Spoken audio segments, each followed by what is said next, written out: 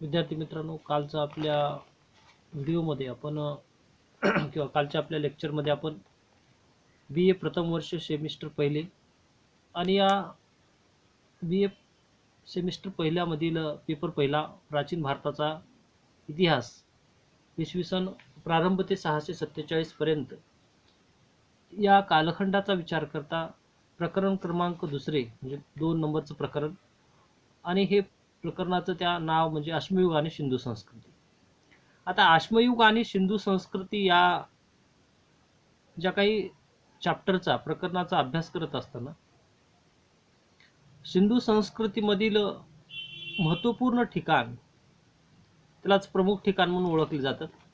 यामध्ये आपण या सिंधू संस्कृतीमधील जे हडप्पा असेल, मोहेंजोदाडो असेल, या दोन शहराबद्दलची माहिती पूर्णपणे अभ्यासली. ही सिंधू संस्कृतीतील प्रमुख ठिकाणे म्हणून ओळखली जातात. त्यामध्ये नंबर 3चं प्रमुख असं ठिकाण म्हणजेच कालिबंगन. आता या कालिबंगन किंवा कालिबंगा म्हणून ओळखलं जाणारं ठिकाण जे सिंधू संस्कृतीचं महत्त्वपूर्ण ठिकाण म्हणून ओळखलं जातं. आता या ठिकाणाबद्दलची माहिती पाहत असताना सर्वप्रथम या कालिबंगा किंवा कालिबंग याचा शब्दाचा अर्थ समजून घेणं आवश्यक आहे. तर कालिबंगाचा शाब्दिक अर्थ हा काळ्या रंगाच्या बांगड्या असा निघतो. आता या कालिबंगाचा शोध किंवा कालिबंगन जे सिंधू संस्कृतीचं प्रमुख ठिकाण याचा शोध घेत असताना इसवी सन 1953 मध्ये अमलानंद घोष या व्यक्तीने या कालिबंगन या शहराचा शोध लावला. आता या कालिबंगन शहराचं उत्खनन इसवी सन 1961 मध्ये BK थापर आणि BB लाल या दोन व्यक्तीच्या मार्गदर्शनाखाली किंवा प्रमुख अशा बाबीनुसार उत्खनन करण्यात आलं, म्हणजे त्याचं खोदकाम करण्यात आलं. आता या कालिबंगन किंवा कालिबंगा या शहराचा विचार करता हे शहर हडप्पा पूर्व आणि हडप्पा कालीन कच्च्या इटांनी बांधलेलं आणि या शहरामध्ये अनेक चबुतरे म्हणजे ओठे आढळून आले आहेत. त्याचबरोबर जे काही सडक जे आज रस्ते म्हणतो ते सुद्धा आढळून आले. त्याचबरोबर जे काही गटारे आज आपण ड्रेनेज लाईन म्हणतो, जे पाणी वेस्टेज पाणी हे बाहेर जाण्यासाठी गटाराची निर्मिती इत्यादीचे अवशेष हे कालिबंगा या ठिकाणी सापडले. आता या कालिबंगा याचा विचार करता, या शहराचा विचार करता, या नगराचा विचार करता तत्कालीन स्थितीमध्ये कालिबंगाच्या दक्षिण किनाऱ्यावर एक विशाल दुर्ग आढळून आला आणि या दुर्गाजवळच भिंत म्हणजे सभोवताली असणारी भिंत सापडली. आता या भिंतीवर 2 प्रकारच्या विटा आढळल्या. आता विटा 2 प्रकारच्या कशा, तर हडप्पा कालखंड सुरुवात होण्या अगोदरचा कालखंड किंवा हडप्पा संस्कृतीचा सुरुवात होण्या अगोदरच्या विटा, त्याचबरोबर हडप्पाकालीन विटा. या विटाच्या साईजवरून, त्याच्या विविध आकारावरून असे प्रकार पाडले गेले, वेगवेगळे 2 भाग पाडले गेले. आता हडप्पा आणि मोहेंजोदडो जे पूर्वी आपण 2 स्थळाची माहिती पाहिली कालच्या आणि परवाच्या पिरियडमध्ये, त्याचप्रमाणे म्हणजेच या शहरामध्ये सुद्धा हडप्पा आणि मोहेंजोदडो याप्रमाणेच एक गडी किंवा दुर्ग आढळून आला, म्हणजे सर्वात उंच भागावर निर्माण केलेले जे काही वास्तू आढळून आली. पण या वास्तूमध्ये म्हणजे हडप्पा आणि मोहेंजोदडो या ठिकाणी उंच असा दुर्ग आणि त्याच्या खालच्या भागामध्ये सुद्धा मानवाची वस्ती म्हणजे एक वस्तीस्थान आढळून आलं होतं. पण वरच्या भागाला म्हणजेच दुर्ग असेल या भागाला तटबंदी ही हडप्पा आणि मोहेंजोदडो या 2 शहरामध्ये आढळून आली. पण जे खालचा भाग म्हणजे कामगार असतील, सामान्य लोक असतील, यांच्या वस्तीमध्ये तटबंदी आढळून आलेली नव्हती. कोणत्या स्थळामध्ये? हडप्पा आणि मोहेंजोदडो. पण या कालीबंगा या ठिकाणावर जे खालचं शहर आहे या ठिकाणी तटबंदी आढळून आली आणि हे खालचे दोन शहर म्हणजे वरची गडी आणि खालचा भाग अशा पद्धतीने कालीबंगाची विभागणी करण्यात आली. आता हडप्पाच्या उलट कालीबंगा येथे खालचं शहर म्हणजे जे कामगार असतील, सामान्य लोक असतील, यांच्या घराभोवती किंवा यांच्या वस्तीभोवती तटबंदी आढळून आली. म्हणजेच भिंत संरक्षक अशी सुरक्षित अशी भिंत आढळून आली आणि ही भिंत मातीच्या विटापासून बनवलेली आढळून आली. आता या कालीबंगा या शहराचा विचार करता या कालीबंगा या शहराची जी काही रचना याचा विचार करा. जे काही चतुर्भुज आकाराचा हा या शहराची रचना आणि या दुर्गाला किंवा या जे प्रमुख असं ठिकाण कालीबंगा येथे उंच भागावर असणारं दुर्ग, जे प्रमुख राजसत्ता गाजवणारा वर्ग किंवा जे श्रेष्ठ वर्ग म्हणून त्या काळामध्ये मानला जात होता किंवा उंच ठिकाणी बांधलेला जो दुर्ग होता, या ठिकाणी जाण्यासाठी दक्षिण भागात मार्ग होता आणि या ठिकाणची जी घरे बांधली गेली ती कच्च्या विटांनी बनलेली आहेत. पक्क्या विटांनी नाही तर ती कच्च्या विटांनी बांधली गेली आणि यावरूनच हे शहर तत्कालीन शहर दोन भागामध्ये विभागलेलं दिसून येते. जसं हडप्पा मोहेंजोदडो जे शहर दोन भागात विभागलं होतं त्याच पद्धतीनं कालीबंगा हे शहर सुद्धा दोन भागात विभागलं. आता कालीबंगाचे जे काही शहरी रचना किंवा जे काही प्रदेश होता याचा विचार करता तत्कालीन स्थितीमध्ये कालीबंगा या ठिकाणी विविध रस्ते आढळून आले आणि हे रस्ते पक्के आढळून आले. म्हणजे दोन्ही रस्त्याच्या दोन्ही बाजूला घर बांधण्यात आलेले होते आणि घरे हे कच्च्या विटेपासून बांधण्यात आले होते.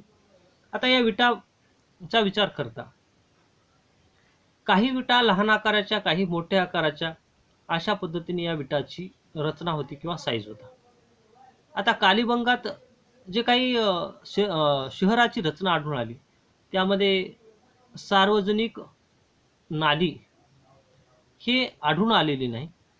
तर हडप्पा आणि मोहेंजोदडो या शहरामध्ये जसं तत्कालीन स्थितीमध्ये वेगवेगळ्या नाल्याची निर्मिती किंवा जे काही ड्रेनेज लाईन होती त्या पद्धतीची व्यवस्था, म्हणजे जी काही सार्वजनिक नाले बाहेर पाणी जाण्यासाठी अशी रचना आढळून आली नाही. पण या ठिकाणी पक्के रस्ते आढळून आले आणि स्वतःच्या घराची प्रत्येकाची नाली ही वेगवेगळी आढळून आलेली दिसून येते. आता येथील विटा किंवा ज्या विटा आहेत मातीपासून बनवलेल्या, या विटा ह्या अलंकृत आढळल्या. म्हणजे अलंकृत म्हणजे त्यावर वेगवेगळे नक्षीकाम केलेले, वेगवेगळे कलाकुसर केलेली आणि त्या विटा घर बांधकामासाठी बांधण्यात आलेल्या होत्या. आता या घराची रचना पाहत असताना तत्कालीन स्थितीमध्ये घर आणि या घरामध्ये ज्या काही विटा या पक्क्या कच्च्या माती म्हणजे जे काही मातीपासून बनवलेल्या विटा या घरासाठी वापरण्यात आल्या. त्याचबरोबर जे काही दरवाजे असतील घराला एका फलकाचे आढळून आले. म्हणजे एकाच फलकापासून जे लाकडापासून बनवलेले हे दरवाजे आढळून आले. आता या कालीबंगा या शहराचा विचार करता तत्कालीन स्थितीमध्ये या शहराच्या बाजूला जी शेती आहे त्या ठिकाणी किंवा त्या शहराच्या लगतच नांगराचे निशाण, म्हणजे जे शेतीसाठी वापरले जाणारे नांगर, या नांगराचे निशाण आढळून आलेले दिसून येते. यावरून तत्कालीन स्थितीमध्ये जे काही ठिकाण, जे महत्त्वपूर्ण ठिकाण म्हणून ओळखलं जातं, यावरून तेथे विविध पीक असतील या पिकाचं साक्ष मिळतं. आता या पिकाच्या साक्षाचा विचार करता जे काही शेती ही कृषीप्रधान जो समाज किंवा नागरी संस्कृती ही वाढण्यास मदत झाली होती आणि या नांगराचे जे निशाण, जे फाळ असेल त्या फाळाचे जे माती लागलेली हे आढळून आलं. त्याचबरोबर नांगरलेले शेत आढळून आलं, म्हणजे नांगराची ज्या काय फटी असतील हे आढळून आल्या. याच शहरामध्ये जे काही शंख असेल, काच असेल आणि मातीच्या बांगड्या जास्त प्रमाणात आढळून आल्या. यावरून काय समजतं तर काच निर्मिती असेल किंवा जे काही मातीपासून बनवलेली कलाकुसरीने विविध बांगड्या ह्या एक कलाकृती किंवा मनोरंजनामध्ये वापरले जाणारे विविध किंवा जे काही सौंदर्य प्रसाधनामध्ये वापरले जाणारे साधने हे वेगवेगळ्या पद्धतीने तत्कालीन स्थितीमध्ये वापरण्यास प्रारंभ झाला. या ठिकाणी काही मुद्राही सापडल्या. या मुद्रा म्हणजे जे काही तत्कालीन स्थितीमध्ये वापरले गेलेले जे काही नाणे असतील किंवा जे काही मुद्रा असतील, ह्या मुद्रा वस्तूची देवाणघेवाण करण्यासाठी किंवा तत्कालीन स्थिती त्या काळातल्या ज्या चित्राचं रेखाटन केलं गेलेलं जे काही नाणं असेल यावर वाघाचं चित्र आढळून आलं.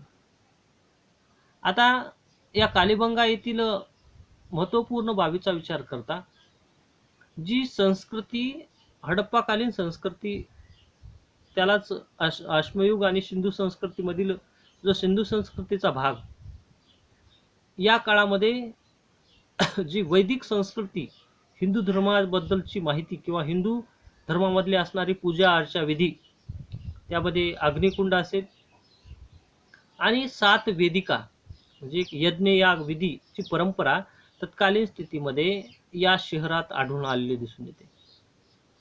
यावरून काय समजतं तर तो कालखंड म्हणजेच जे काही आराध्य दैवत असेल किंवा जे काही दैवी सिद्धांत यावर आधारित जे काही अग्नीचा कुंड, एक धार्मिक विधी करण्याची जी परंपरा तत्कालीन स्थितीमध्ये जे 7 वेदिका छोट्या छोट्या जे यज्ञ करण्याच्या कुंड असतील असं आढळून आलेलं आहे. यावरून त्या काळामध्ये एखादा धर्म किंवा जी संस्कृती जी मानवाच्या मनामध्ये असणाऱ्या ज्या भावना ईश्वराबद्दल ह्या त्या काळामध्ये निर्मिती झाली असं मानलं जातं या वेदिकेवर. त्याचबरोबर या ठिकाणी एक मृत शव आढळून आले, म्हणजे जे काही मृत झालेला व्यक्ती आणि त्याचं शरीर आढळून आलं आणि हे शरीर एका स्मशानभूमीत गाडलं गेलं किंवा दफन केलेल्या अवस्थेत आढळून आलं. आणि त्या काळामध्ये पूर्व पश्चिम दिशेमध्ये जे काही शरीर म्हणजे जे मृत शरीर ठेवण्यात आलं गेलं आणि त्याचं दफन करण्यात आलं. आणि कालीबंगाच्या लोकांसाठी तत्कालीन स्थितीमध्ये जे काही स्मशानभूमी ही मोकळ्या मैदानात निर्मितीस आली होती. म्हणजे अशा ठराविक भागामध्ये स्मशानभूमीची निर्मिती किंवा केलेली जी काही आखणी असेल त्या ठिकाणीच खुला मैदान आणि दफनविधी करण्याची परंपरा होती. म्हणजे अशा ठराविक ठिकाण स्मशानभूमीसाठी नव्हतं.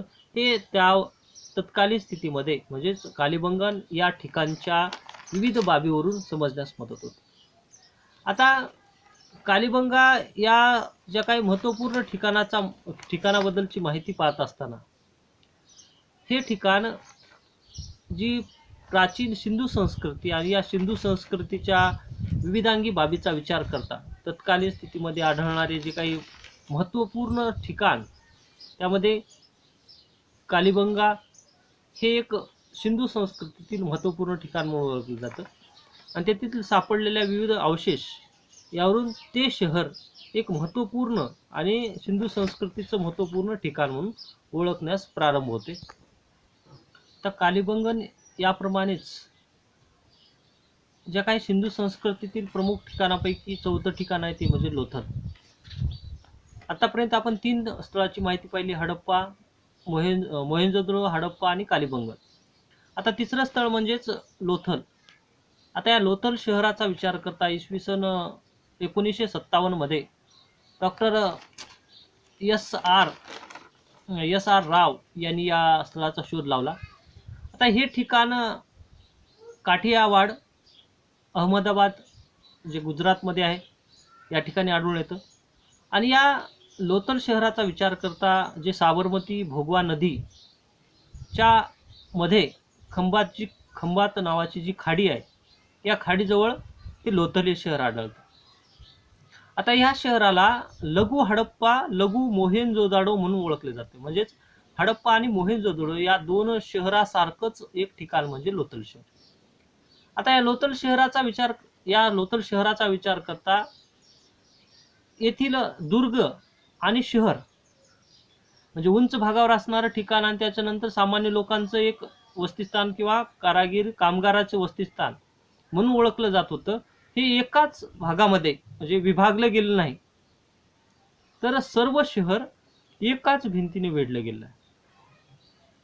काही ठिकाणी काय आढळून आलं तर जे काय प्रमुख दुर्ग या ठिकाणाला तटबंदी आढळली, पण या लोथल शहरामध्ये सर्व शहर एकाच भिंतीने वेढलं गेलं. हे लोथल हे असं एकमेव ठिकाण आहे ज्या ठिकाणी बंदरगाह म्हणजेच जे काही जहाज वाहतूक करण्यासाठी जे काही महत्त्वपूर्ण ठिकाण आणि त्या ठिकाणाहून जहाजची ने आण केली जाते असे अवशेष सापडले गेले. कारण हे समुद्र तटावर असल्यामुळे पश्चिम आशियाई जे देश आहेत यांच्याशी व्यापार या बंदरातून करण्यात प्रारंभ झाला होता. त्याचबरोबर लोथल येथे या ठिकाणी 5 जहाजाचे नमुने सुद्धा सापडले. यावरून समजतं की त्या काळामध्ये आशियाई व्यापारासाठी प्रमुख ठिकाण आणि विदेशी लोकांसोबत एक व्यापाराची देवाणघेवाण हे लोथल या शहरापासून करण्यास प्रारंभ झाला होता. आता लोथल या ठिकाणी काही मुद्रा सापडल्या, काही चलन सापडले, आज आपण रुपया म्हणतो तशा पद्धतीने. त्याच्यावर राक्षसाची मुद्रा म्हणजे राक्षस अंकित केलेला किंवा रेखाटलेला. यावरून काय समजतं तर फारस देशाशी आपला व्यापाराशी संबंध लोथल या शहराशी होता. त्याचबरोबर या ठिकाणी हातीचे दात जे विविध कलाकुसर करण्यासाठी हातीच्या दातावर कलाकुसर केली जाते हे दात सुद्धा सापडले. त्याचबरोबर या ठिकाणी विविध खेळणी सुद्धा आढळून आली लहान मुलांची. त्यामध्ये ज्यात 2 पाठीवर उभा टाकलेला मनुष्य म्हणजे 2 पाठ्या असतील अशा ठिकाणी उभारलेला हा मनुष्य दाखवला गेला.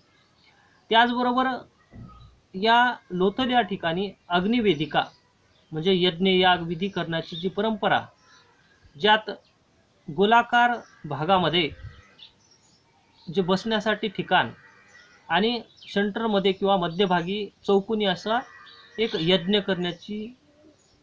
करण्याचं ठिकाण असं आढळून आलं. याच शहरामध्ये जे काही भांडी सापडली, मातीची भांडी, या मातीच्या भांड्यावर तांदूळ आढळून आले. यावरून समजतं की या ठिकाणच्या शेतीमध्ये तांदूळ हे पिकवलं जात होतं. त्याचबरोबर सुती वस्त्र सुद्धा या ठिकाणच्या उत्खननामध्ये आढळलं. मातीच्या काही पशुच्या आकृती किंवा एक मातीच्या मूर्ती सापडल्या गेल्या. त्यामध्ये या मूर्त्या ह्या गायीप्रमाणे दिसून येतात. त्याचबरोबर घोड्याचे चित्र असतील हे त्या मुद्रेवर किंवा त्या ठिकाणच्या मातीच्या आकृतीवरून समजून येते किंवा छोट्या छोट्या बाबीवरून. आता लोथलमध्ये ज्या काही भांडे सापडले गेली, मातीची भांडी, या ठिकाणी पंचतंत्र म्हणजे वेगवेगळ्या कथा, पौराणिक कथा आपण अभ्यासतो. त्यामध्ये जे काही चालाक म्हणजे चतुर लांडगा अशा प्रकारच्या कथा आढळतो. त्याचप्रमाणे लांडग्याचं एक चित्रण आढळून आलं, एक चित्रित केलेलं. हे कशावर होतं तर तत्कालीन स्थितीमध्ये भांड्यावर आढळून आलं. आता या लोथल शहराचा विचार करता लोथल शहर आणि त्याची जी काही रस्ते होते, ही रस्ते हे प्रमुख रस्त्यावर जे काही घराची रचना आणि त्या ठिकाणचे दरवाजे हे प्रमुख रस्त्याकडे त्यांचं तोंड होतं. जे हडप्पा आणि मोहेंजोदडो या ठिकाणच्या ज्या काही घरे होती त्यांची बोळामध्ये किंवा एखाद्या गोळीमध्ये त्याची घरामधून बाहेर पडण्याची जागा होती. पण लोथल हे ठिकाण म्हणजे घराचे दरवाजे हे मुख्य द्वाराला होते. त्याचबरोबर घराला जे लाकडी दरवाजे हे आढळून आलेले आहेत. आता या लोथल येथील जे काही स्मशानभूमीचा विचार करता जे काही या ठिकाणी जे मृत व्यक्तीचे शरीर आढळले त्या ठिकाणी दोघांचे शरीर आढळून आले. त्यावरून स्त्री आणि पुरुष या दोघांचेही शरीर एकाच ठिकाणी आढळून आले. यावरून त्या काळामध्ये सती प्रथा म्हणजे पुरुष किंवा स्त्री वारल्यानंतर त्यासोबत दोघांनाही दफन केलं जात होतं. हे एक असं संयुक्त म्हणजे एकाच ठिकाणी स्त्री आणि पुरुषांचं दोघांचं एक अस्थि किंवा हाडं आढळून आली. यावरून त्या काळामध्ये सती प्रथा असावी असं मानलं जातं. हे होतं. आत्तापर्यंत आपण जी माहिती पाहिली ही सिंधू संस्कृतीतील प्रमुख ठिकाणे, त्यामध्ये Mohenjodaro number 1, number 2 Harappa, number 3 Kalibangan, number 4 Lothal. ही 4 शहरं ही महत्त्वपूर्ण शहर जे सिंधू संस्कृतीचं वैशिष्ट्यपूर्ण बाबी दर्शवतात. आता या शहराच्या आधारे म्हणजेच मोहेंजोदडो असेल, हडप्पा असेल, लोथल असेल, कालीबंगन असेल, या शहराच्या आधारे या ठिकाणच्या शहराची रचना कशी होती, हा भाग म्हणजे हे शहर कशा कशा पद्धतीने एक त्याची रचना केली गेली, प्लॅनिंग केली होती, किंवा काय काय आढळून आलं त्या शहरामध्ये, काय काय होतं, किंवा कोणकोणत्या बाबी महत्त्वपूर्ण वाटतात या सर्व 4 शहरामध्ये, या बाबीची माहिती म्हणजे शहराची रचना हा भाग म्हणजे सिंधू संस्कृतीमधील शहराची रचना हा भाग उद्याच्या आपल्या भागामध्ये आपण पूर्णपणे अभ्यासणार आहोत.